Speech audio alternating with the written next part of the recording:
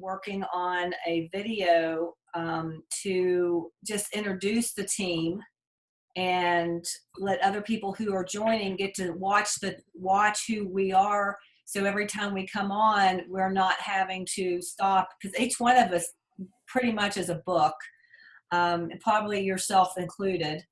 And so we're creating something that allows us to just take care of that before we come on, and then come up with something very quickly to start the meeting with, so we all can connect and then move right into our actions for the day. But the goal of this team is to brainstorm the action plan and strategic plan for the movement, come up with the ideas, and then we will turn into an executive team, whoever wants to do that, to carry them out. Wonderful. So we're in the discovery phase. Yes. I love this discovery. I like to play in the discovery phase. We are the advisory team for the Well Kids Now movement, and our goal is to create the 10-20-20 vision for the first declaration of empowerment education by young people and the people who work with and parent them. We enroll at least 1 million students, teachers, parents, administrators, and educational leaders to join by participating in the empowerment education revolution, so that we have well kids now, well-empowered, heart-centered leaders who love to learn and are living their legacy. Why the movement? We've got an epidemic of the unintentional disempowering treatment of children, and we are all dedicated to shifting the educational system so we have learning environments and relationships that support our young people in living their highest and healthiest visions. And we believe that when this happens, we will have a society that is connected, peaceful, what else? Sustainable and creative, innovative. Equitable and respectful. Right. So to me, that is my purpose and my mission. I'm a part of this team because I believe that this system, the educational system, is antiquated. It's behind the times. It's trauma inducing. It's outcome oriented, and it's not equipped to provide the relationships and learning environments that our young people truly need today.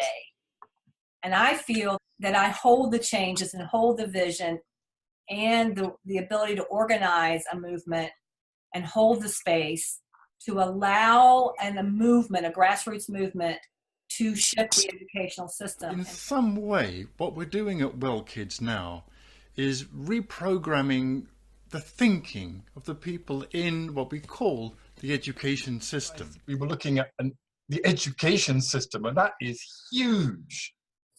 And the word that came to me was enormity, the enormity of the task, the size of it. Yeah. And it's because we're taking on the machine that keeps us stuck. The machine's got stuck, and we're taking it on. I think would be really helpful is that we begin to design and pull together a lexicon of language that really begins to reflect the essence of the work, and to really listen for language that works. And the primary principle that I'd like to offer, does the language represent a living system? Is it alive? Does it provide nourishment to the system? And if it doesn't, it may be a very good word. For example, the word machine, or the word mechanism, or vehicle, or leverage. I mean, these are all industrial age words. I mean, do they really represent what we're talking about in terms of well? What if our children were treated as though they were naturally creative, resourceful, and whole? I mean, they are, but what if they were treated as such? What would they learn about themselves? And what would they learn about the world? My name is Martin Richards, and I'm part of the Well Kids Now advisory team because I envisage an education system that actively includes all kinds of children. A system which is self-aware, aware of what it is doing, and consciously working to ensure that we're all intentionally empowering our young people so that they are well, empowered, heart-centered leaders who love to learn and are living their own legacy and creating a peaceful and sustainable world. What if this is a time called now, when a critical mass of humankind is remembering that we are related, connected, and whole? And who better to remember that is our young people. If not now, when? If not you, who? If not here, where? You're eating a Dr. Bronner's bottle. Yes. For me, what keeps me always bumping against the educational part is I struggled in school and I didn't like school. And I tried to avoid it. There's a lot of nodding heads already. I tried to avoid it as much as I can. But obviously, sometime in my life, I realized education is actually, or learning, the joy of learning is fun. And I want people to get this earlier than I did. I want people to empower themselves. Forget about what the teacher has to say. Go in there and get it themselves.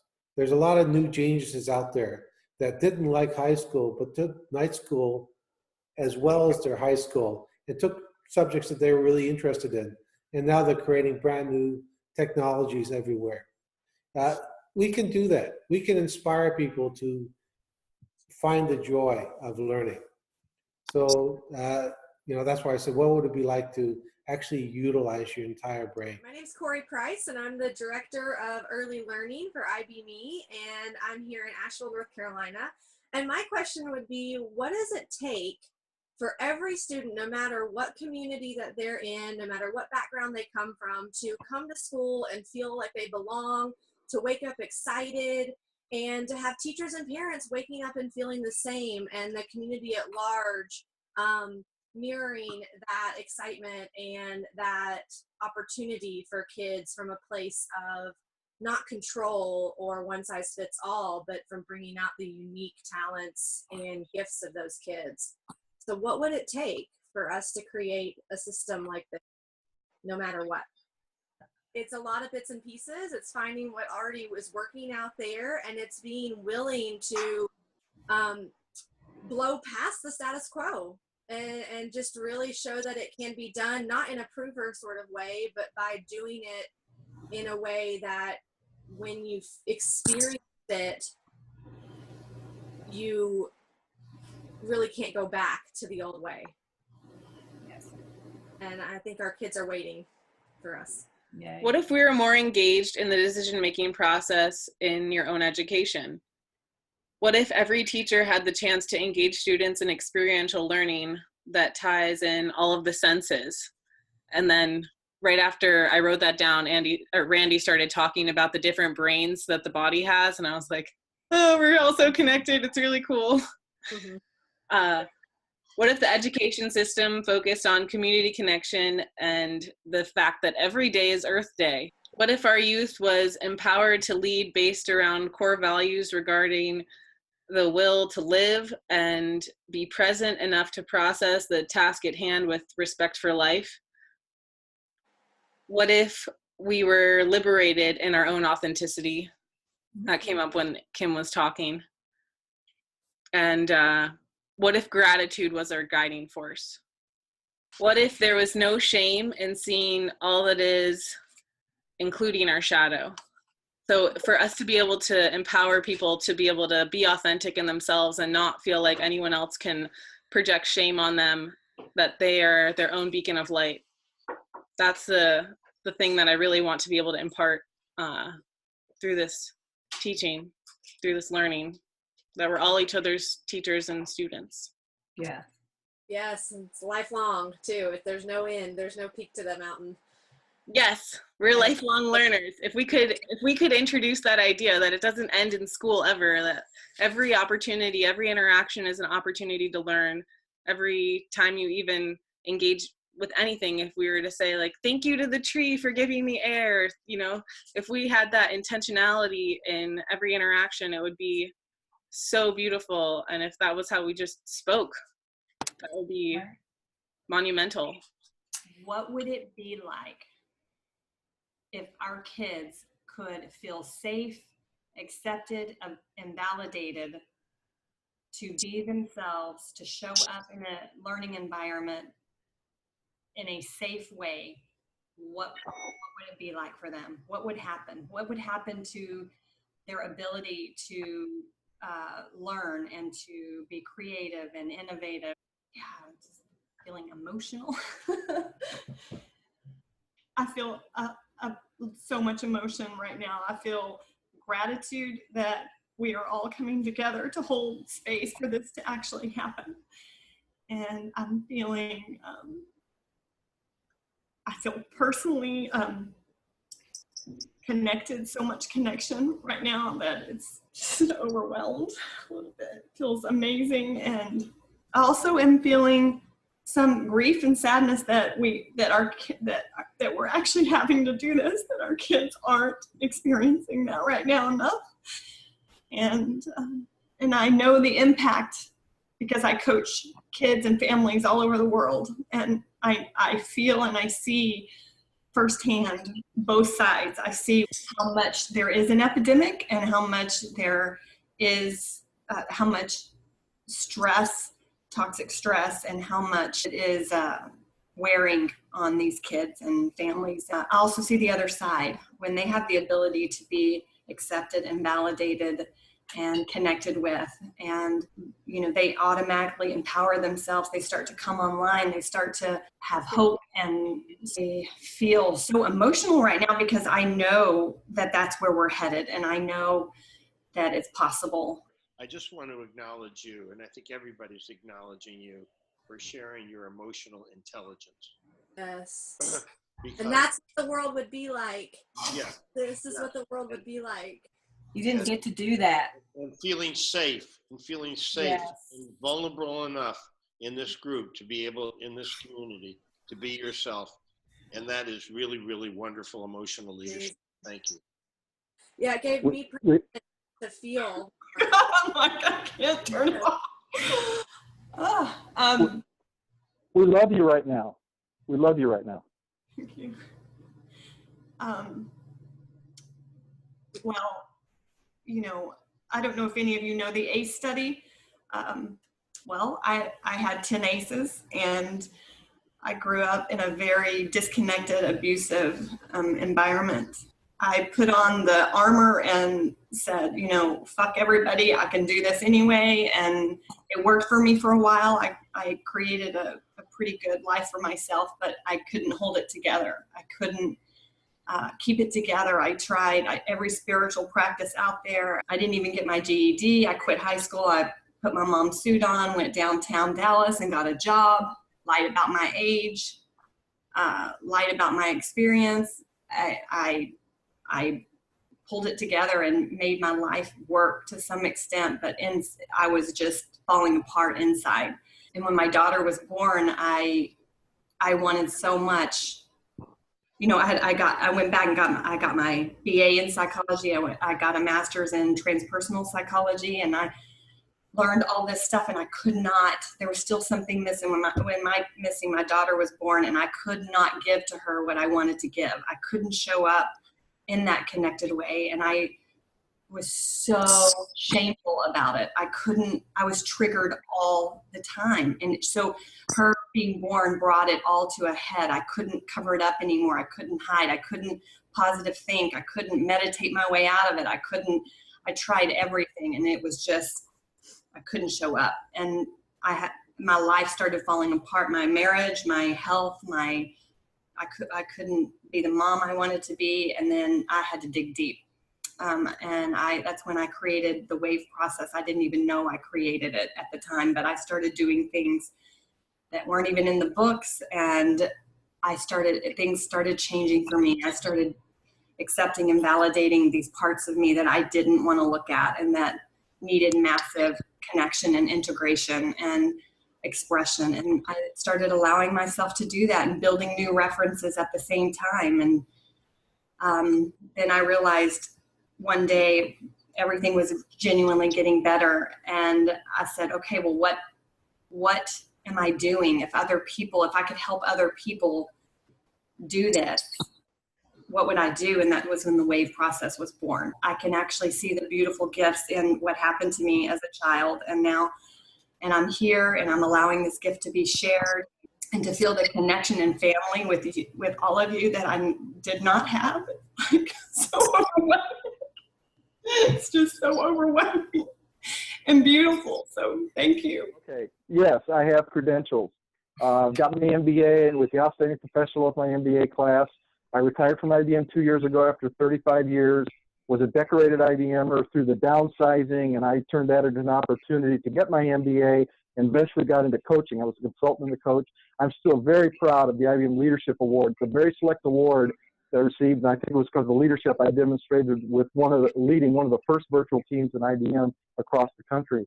I've been the president of 3 nonprofits. The current one is i.b.mee, which is a connection, association with this movement. It's really the driver of this movement. And one of the other nonprofits, I received a volunteer service award from the White House.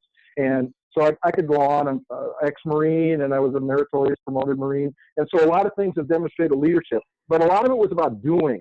And so coaching and wellness and i.b.mee have helped evolve me into understanding this being, and it's allowed me to flourish more in my being. So although I do believe in the doing is important, and what we do needs to have a purpose and outcome, and I'm very good at both leadership and administration of that, but I do believe that that only is fully authentic when it's about being. So I have kind of turned myself around. I used to have a good marketing message about my doing and the credentials on it. Now I start with my being, and then I'll add those things as needed. So I have a gift for connecting with teenagers. I think I must be a teenager inside. I challenge them to think about the choices that they are making, about the life they want to lead, and about what they are doing to get there. I have a talent of turning deep issues into fun. I have a one-man show where I involve, yes, it's a one-man show, where I involve teenagers in life-changing scenarios and bring out the strategies they need for making choices that they can be proud of. In general, I have the skill of wordsmithing, storytelling, coming up with metaphors and words and phrases that somehow summarize and capture the essence of what's going on. I'm playful, you can probably tell from this short video, and I'm just a little bit naughty. I play outside the box. Well, I'm a certified coactive coach. I'm also an ACC under ICF. I'm also working on my co-leadership in the CIQ, Conversational Intelligence. I worked with Martin in Europe, and now I'm working in Bermuda, and my field right now is the, it's the Men's Treatment Center for Addiction. So I help with their program and doing a little coaching. But it's not recovery coaching. I'm trying to introduce that in the system. Unfortunately, they've had a couple rough starts where people call themselves coaches and then they never want to see another coach. Hello, my name's Amanda Krause. I am a citizen of Asheville and dedicated activist for the sustainable future of humanity on this Earth ship that we are all a part of. I'm currently the MC for the Dr. Bronner's Magic Foam Experience, and outside of that, I go and speak to legislatures about ratifying the Equal Rights Amendment and creating a sustainable future for the planet through protecting our water, protecting the land from being poisoned in a way. So I am working on encouraging people in local municipalities to pass resolutions in support of a sustainable future and passing the Equal Rights Amendment, which would grant women full personhood under the United States Constitution, which they are currently not. Getting young people involved in being active in the law-making process is something that is very crucial, and us continuing to exist as healthy people. First, thank you for being here. And I'd like to bring out that we are already in the shift. The shift is already happening. We are seeing schools and organizations and books and research, and there's so much information out there that's backing up what we're doing, and so many things have already shown awesome results, from shifting education to more student-centered and, you know, looking at empowerment and our philosophy. So I guess I would say that we're at a tipping point, and the energy that is happening in this group is fueling something to go to the next level. And so it's not like we're starting at the baseline, and having people from lots of different backgrounds and perspectives and countries geographically, you know, all of our different things coming together is really what it's about, because it's about having not a one size fits all. We are looking for energetic leaders who are committed to the shift. Yes. And in the advisory team, that is important. An energetic commitment to that shift, and bringing your gifts, talents, ideas, thoughts to the table, because it is a passion. And follow through with self, you know, discipline and self, just motivation to follow through with what comes through them. And yes. And to be vulnerable, and if we have fear, or if we start to want to run away in our heads and get on our islands, and we start to not trust the process, that we are vulnerable with that, and also try to manage our fears so that they don't prevent our work. Accept our fears, waive our fears, you know, get support. Because as we move towards this amazing vision, I know as I move towards my vision on the ground here, it gets scarier and scarier and scarier and scarier. And so how to accept that process and find the beauty in it together. This is a very powerful team. We show up every week already. So that in itself shows that we're energetically committed. And that is the number one thing, in my opinion, that is going to make this happen.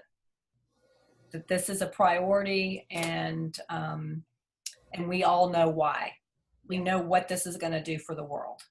We really get it on such a deep level, and we're all on the same page. We may say it differently, we may have different words, you know, but I can feel in our souls and in our intentions, we all get it. So if you're watching this right now, you're a person that's considering joining us on this journey, this adventure. My question to you would be, what is your why? You know, why do you do what you do? Why are you here? For me, a high value I have is leadership with impact. And so this movement, this Well Kids Now movement, is definitely going to be a huge impact on the world, but also a huge impact on that person, maybe a huge impact on you. And so that WELL is an acronym, WELL. And so as I think of it embodies the four things that really speak to me: wellness, empowerment, leadership, and legacy. And so for me, that really works. And that also plays into my why, which is to connect with the heart of the leader. And if you're a leader, then maybe you can hear some of what I'm saying and read between the lines. And so as I think what I bring to this is leadership and coaching. And you know, what I find, there's a lot of movements, there's a lot of endeavors out there. And so this one might not be for you. Thank you for your time. Thank you for listening. But this might be exactly the place where you want to exhibit leadership with impact as well. And so I'll leave you the same question I started with. What is your why? Things I've noticed is that the existing educational system seems to be pioneering in the space of creating silos. And they've been really good at that. And so I guess I want to welcome the people to the advisory. And we are basically dissolving silos, building bridges, and reinvigorating the thought of being a lifelong learner. We have to say the word evolutionary here. I wish I could remember the researcher who talks about, now that we're in the post-industrialized era, we have this new freedom to establish conscious science. And what that is creating is that instead of having these silos that are not run like systems, we're actually going to have a systematic evolution where everything actually works like a system, and we actually look at the interconnectedness of everything. And he says that the outcome of that are these virtual communities where we're all truly connected like a community, no matter where we are on the planet, energetically and otherwise. And I think, and it is the future. We're just ahead of the game right now. I'll bring in enthusiasm and warmth to this meeting. Next, I am dedicated to bringing clarity and organization and connection to this meeting. I am committed to bringing definitely connection, creative, innovative ideas, connections from outside, and being able to connect the team, keeping the team connected too. I'm going to bring optimistic reality to this and really say the truth, but say it in a way that can be heard and received. I like the idea of warmth and just very intentional, and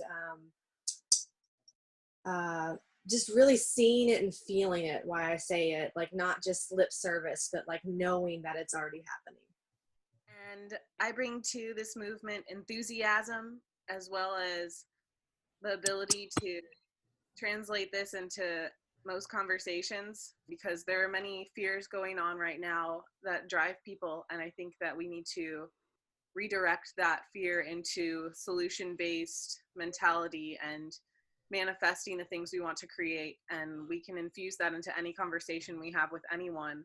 And it's really one of my special gifts to be able to quickly get all of it tied in and connect the dots for people. I guess I bring, well, like Kim, connection. I'm not necessarily the epitome of connection, but I'm driven by a desire to connect in the things that I do. And so what I bring, I feel, is leadership and coaching. And so my mantra is to connect with the heart of the leader. So if in some way I can connect with a leader and help them inspire to want to impact others, then I feel that I'm doing more than just filling a space in this world. And I'm dedicated to being spontaneous. I'm holding on to popcorn. To bring to the table my experience of what it really takes for these kids who are in our educational system, who are traumatized and are in fight, flight, and freeze, and connect with them and bring out their safety and vulnerability and watch them expand and be empowered is unbelievable. And that is what I'm bringing to the table, is a process that can actually train teachers, and administrators and parents and kids to have that happen. To be themselves. Be themselves. I see all of our young people having the freedom, confidence, and skills to live their highest and healthiest visions for themselves, their relationships, their community, and their world. I have ridiculous amounts of determination. I've been carrying this vision for a different way of educating since I was a teacher, since in fact I was in school, and that's going back a few decades.